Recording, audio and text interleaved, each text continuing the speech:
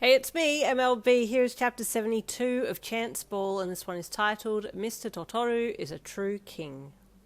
So after that day's work, you went home to start preparing for the sale of the corner store, but before you had a chance to do anything, you had a missed call from your boss. Curiously, you rang him back. "Hello, Yint," he greeted you. "I got a call today from a private buyer who said he was interested in the corner store." "Oh? What? How did the buyer know the store was for sale? I haven't put anything up yet. Did you tell people?" "No, it wasn't me. The buyer said he knows you well and he wanted to buy the store because he could guarantee that it would be well looked after and that you had told him the story." "What?" you asked with surprise. "Who is it?" "A Mr Totoru," your boss said. "Oh," you said with surprise. "He did? That's... wow. How much did he offer you?" "Far more than I ever expected," your boss said with a chuckle. "He seems very nice." "He is very nice. He's the landlord of the court I train the kids at. But what does he want it for, I wonder?" "I have no clue, but I'm inclined to sell it to him. I can retire happily with the amount he's offering," your boss said. Another weight lifted from your shoulders and you smiled into the receiver. "Then you sell it to him. I'll thank him tomorrow and organise the changeover with him," you said. "Thank you," your boss said gratefully. "I'll get the papers together on this end and have them to you by tomorrow." You chatted a little more and then hung up and called out for Dabi, who was bathing Komi. "Hey," you said as you walked into the bathroom. Komi had a mass of bubbles on her head that towered well above her, and Dabi had a bubble beard that she was gently packing onto his face, and you stopped for a second as they both looked over at you. What's going on here?" you asked with a chuckle. "Bubbles," Ko announced with glee, the tip of her bubble hat wobbling with her head movements. "The bubble beard looks good on you, Daddy," you said to your man. "Yeah, thanks. I thought I'd change up my look a little." "Bubble eyebrows," Koemi then announced, and started placing the bubbles over Dabi's eyes, one by one, while you giggled with amusement. "This is very avant," Dabi said from under the copious amounts of bubbles that had suddenly found their way onto his face. "Daddy funny," Koemi giggled, screeching with laughter as he poked his bottom lip up and blew air up so that it would dissipate the bubbles from his eyes and blow them everywhere.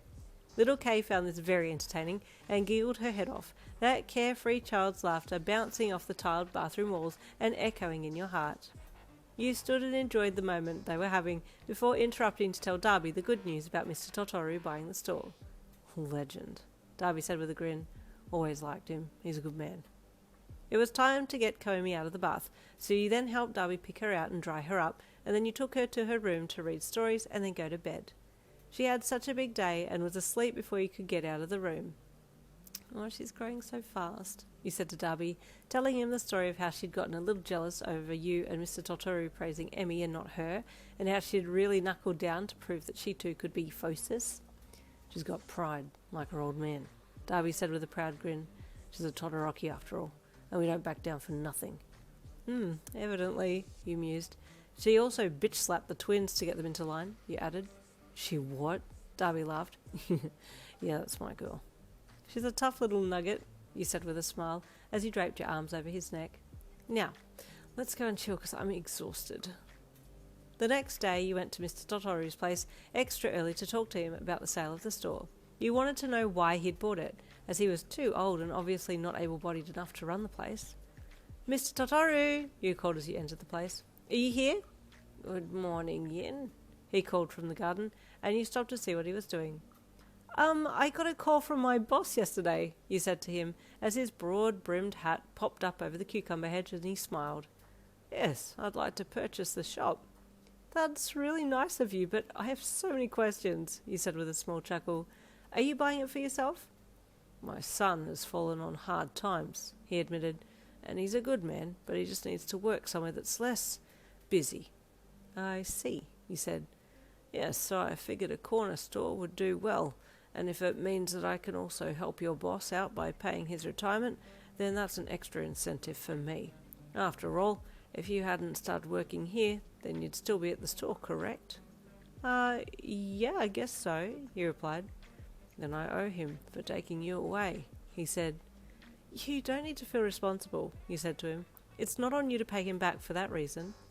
"No, but karma has a way of finding you if you don't show gratitude for everything that you have, and I've told you before what a blessing your presence is along with the children, So this is a selfish act on my behalf to prevent karma from kicking me later on. He held a finger up in warning, and you conceded.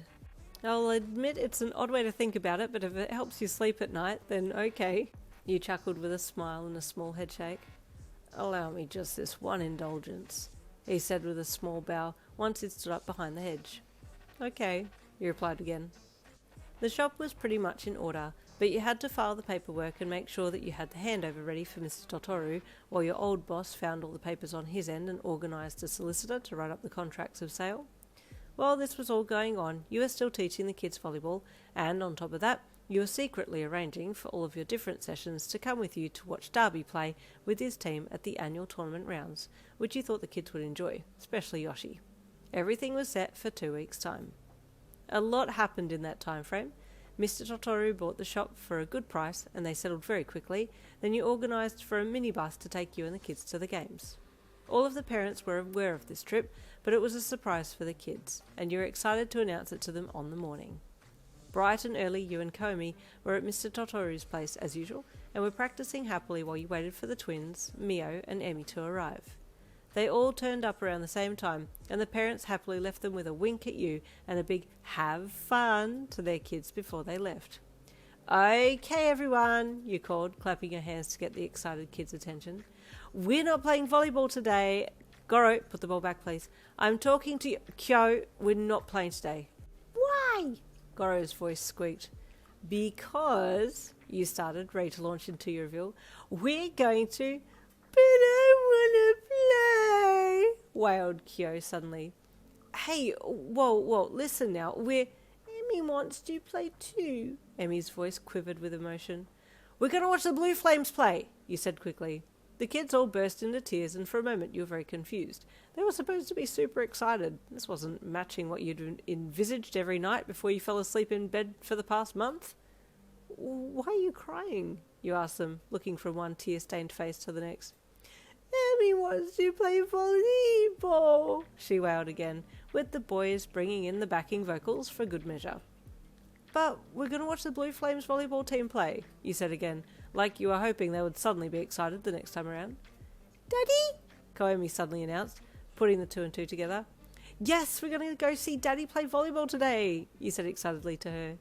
Yay! She suddenly screeched with excitement, making the other kids stop for a second. Your daddy plays volleyball? Emi asked her. Uh-huh, she replied excitedly. Daddy is ace. I want to be ace, Goro suddenly announced, still passionate through his tears. I'm ace, Kyo cut in. No, me, Goro wailed. Okay, you know what, you said in a suddenly very tired voice. Let's get on the bus, okay? Come on, let's go. The kids were all still yelling and asking questions with intermittent crying while you led them to the minibus now parked out the front and helped to load them on and buckle them into their seats. Where are we going, Miss Yin? Emi asked you as you buckled her in. To watch the Blue Flames win the annual tournament, you said to her, trying not to be too annoyed by all the hassle the morning had brought. Watch Daddy win, Komi announced from beside Emi. Yes, you said to her. I see Blue Flames on TV, Kyo said. I like them, Goro said, suddenly ceasing with the tears. Okay, good, because that's where we're going, you said, holding your sigh-in until you were in the passenger seat of the bus. Okay, let's go, you sighed to the driver, who just gave you a sympathetic look. The kids were mostly quiet on the ride there, so you had a chance to recharge while you all headed in, and then you pulled up and got them all ready to hop off. Okay, we're going to hold hands going in, okay? Okay, Goro, Kyo. Holding hands, please. Yes, good. Now, Mio, Ko, and Emi, hold hands, please. Thankfully, they were all happy to hold hands, and you led them off the bus by your little girl's hand, and into the stadium you all went. And thankfully again, you had pre-booked, and the door attendants knew who you were when they saw you approaching, with the kids in tow. You all got front row seats behind the lower stands, and you sat the kids down to watch the game. Thankfully, they were all mesmerised by the players and watched intently while they all warmed up. Little Koemi spotted her daddy right away and screamed out at him at the top of her lungs. He looked up and grinned across at you and the kids, kissing his fingertips and then throwing them up at you all. Hey boys, you heard him call to his team. My girl's here. Luck's on our side today. You grinned from ear to ear. He had always maintained that you were his good luck charm, and now it had been extended to Koemi, but you liked that. "You got this, Daddy!" you called to him. He winked at you and then tossed the ball up and served it across the net to practice. "Whoa!" the twin boys chorused, eyes locked on Dabi. "That's my daddy!" Koemi announced. "Your daddy's strong," Mio said quietly to her, as she had been otherwise mute this whole time. Soon the opposing team arrived and practice continued, then the game started. The kids were all mesmerised until Kyo and Goro needed to go to the bathroom.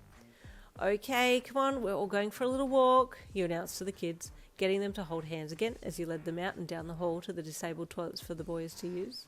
After getting them sorted, you went back in to watch some more of the game, and they all insisted on standing and peering over the little barrier that had been set up to stop things getting onto the court. All of them looked so cute standing on tippy toes, watching Dabi and the team smash their opponents. Mate, you are very brave to be taking all those kids in by yourself. Stay tuned for the next chapter, chapter 73, coming tomorrow. I'll see you then.